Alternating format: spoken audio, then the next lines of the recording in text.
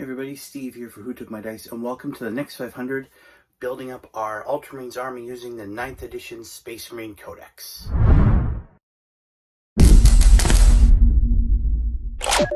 So hey everybody, and welcome back to the series where we're slowly building up an Ultramarines army, about 500 points at a time. We've already had the first video, which was the first 500 points, and we're going to look at that army quickly before we get to the next one. I've had a lot of fun doing this series so far. People seem to enjoy it, so I'm going to keep building up a few more, probably, before the end of the series. As I said, the last one, which I'll put somewhere up here, is the first 500 points, a small combat patrol. This one we're actually adding what turned out to be another combat patrol, but we'll get to that in a second.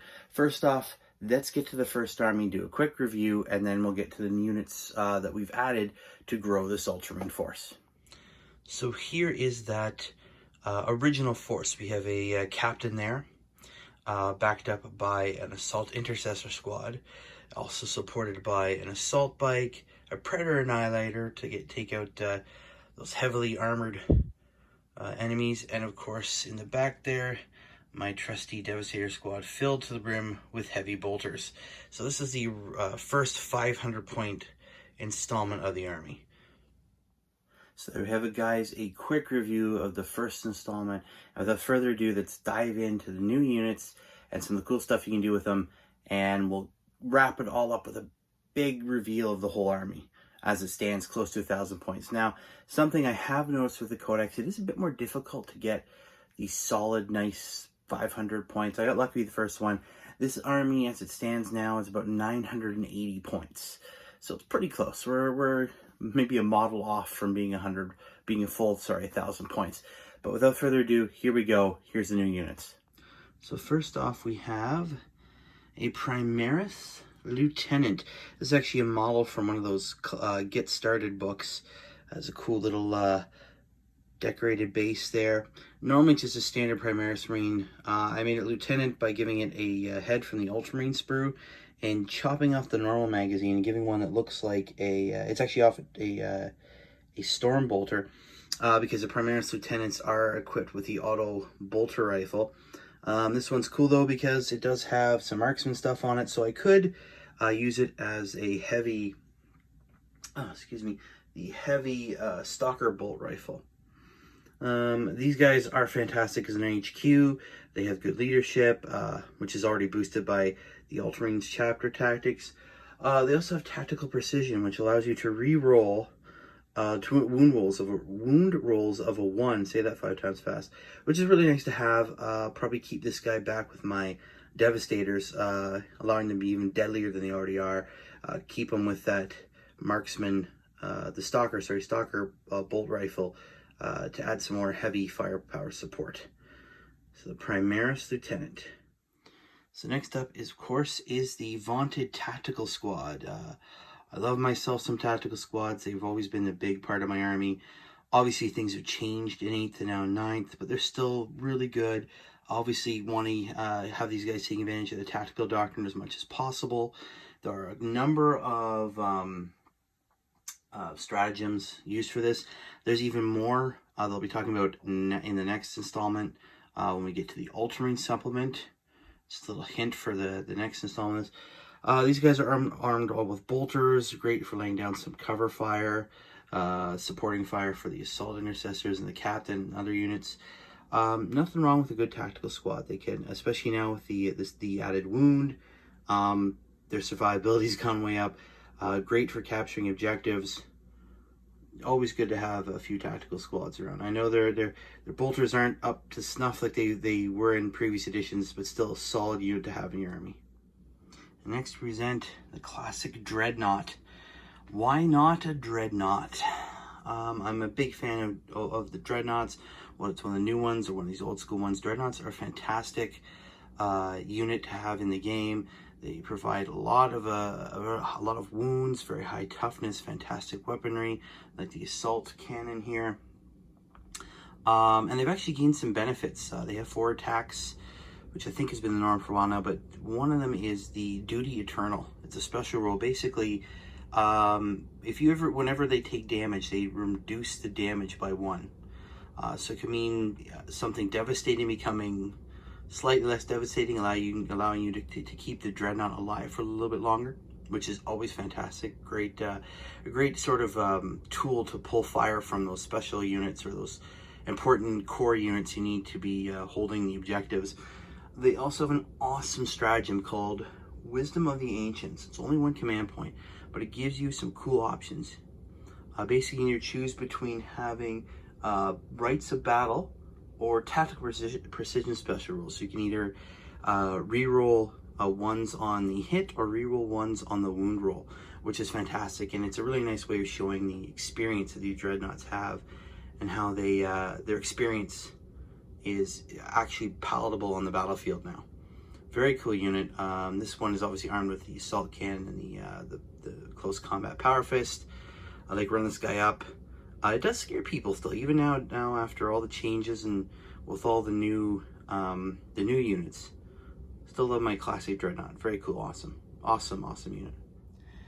And next up, Company Veterans. I love Company Veterans. These guys were a great addition in the, not sure if it was the 7th or 8th Edition Codex. They're great. Basically replacing the command squad, as it were, or as it was. They can be armed up either, with bolters, all sorts of special weapons. These two are armed with bolt pistols and Astartes chain swords, which are nice. They have, of course, obviously the extra wound that all Marines have gotten. They have the 2 attacks as their veterans. What's really cool is the special rules. Bodyguard, which is important. It's fantastic. As long as they're within, I believe it's like 3 inches or less and has less than 9 wounds. That unit, that HQ, that captain, I believe it is, it might just be a character, I think it's a character. They can't be targeted. It's not like Lookout Sir. They honestly cannot be targeted, which is fantastic. They also have another one, which I'll explain in a few minutes, called Command Squad. And we'll see why that's important in a second. Again, great veteran Marines, nice, some extra attacks. The Astartes Chainsword obviously being a boon now for them. Very, very cool. And next is a Company Ancient. Our standard bearers of the Space Marine companies. I love these guys. This is a really old model I've had for a long time. Obviously armed with a chainsword and a banner, which desperately needs some finishing there. My freehand is not one of my strengths, unfortunately. I'm going to work on that. What's really cool about the Ancient, obviously, they got a number of wounds, good number of attacks. They're an elite choice, which is important. Astartes banner, which is really nice. So if they're 6-inch with the model, +1 to leadership in that unit, which added on to the Ultramarines chapter tactic, which already gives them +1 leadership. Most of these guys are leadership 10, and your basic Marines are leadership 9, I think, which is fantastic. The other bonus is that if a unit is destroyed by an attack made by an enemy model, you roll a d6 on a 4+.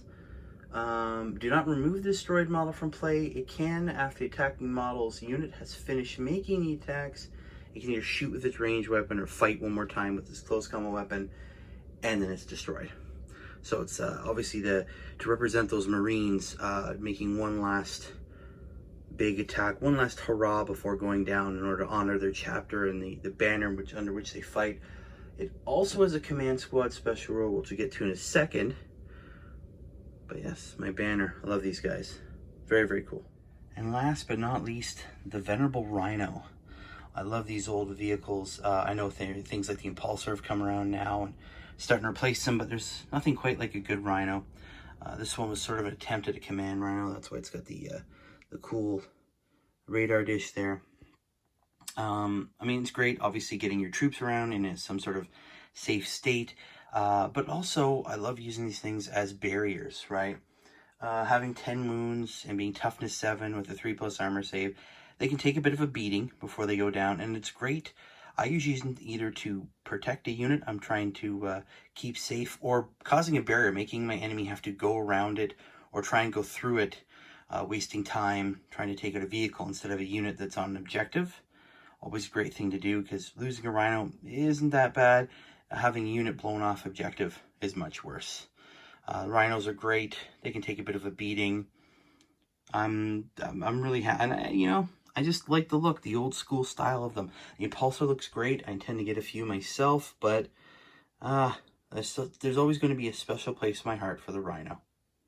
Now, before we get to the showcase of this almost 1,000-point army now, there is those special rule, that command squad special rule that the company veterans and the company ancient have, which is very, very important. And for your eagle-eyed viewers, you may notice I only have two troop choices between the two. So obviously I'm still using a patrol detachment, but I also have 3 elite choices, which isn't allowed. It's max 2. Now, what's cool about the command squad rule is that it kind of chains off itself. So first off, if you have a captain, your company veterans can be chosen without taking up a battlefield slot role, which is cool. So you can have them, but you haven't actually taken up elite choice. Now, again, this changed. So if you have, say, something, a company veteran, and this also applies to apothecaries and company, or sorry, not company ancient. It also applies to company champions and apothecaries, standard apothecaries, not Primaris. So if I have these company veterans that don't take up a role because of a captain, I can also add the company ancient as a in there, and it doesn't take up a battlefield role. So even having those 3 models, those 2 choices, I'm really only using one with the Dreadnought. So it's very, very cool. It basically allowing you to get a command squad in without it's a way they figured out to have a command squad without taking up all these choices. Because as it stands right now, without that rule, you could never really have a full command squad, because you'd have to take at least at least 4 choices. So there's no more, you know, you'd only ever have a command squad in a really big army that way. So it's a very, very cool rule. So with that said, we're going to take a final look at the 1,000 points. But before that, I am going to be doing a new one at 1,500 points. And as I mentioned before, this one is going to start using the Ultramarines supplement, because we're going to be bringing Cassius and his Tyrannic War Veterans. They are going to be, and we're actually going to be doing another detachment. So we'll still have the patrol detachment, but we're also going to be doing a Vanguard detachment as well. So we're going to be jumping into 2 detachments and bringing the Ultramarine supplement out, which is very cool. My favorite units are the Tyrannic War Veterans. Anybody who's watched the channel knows that. But enough of me. Let's look at this army. And here it is, the full 1,000-point army. Our 2 HQ choices, a whole bunch of elites, our 2 troop choices, our fast attack, a nice transport, and our tank hunter. Of course, and the Devastator squad. So there is 980 points worth of Space Marines.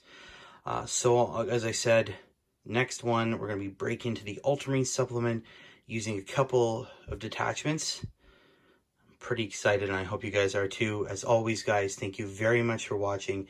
If you like what you've seen, please subscribe to the channel. It means a lot to me. Please share, hit the like button, leave a comment. What do you guys think of this army so far? Do you think it's a good build? Is it a bad build? Please let me know. And as always, keep rolling those dice. We'll see you later, guys. Bye.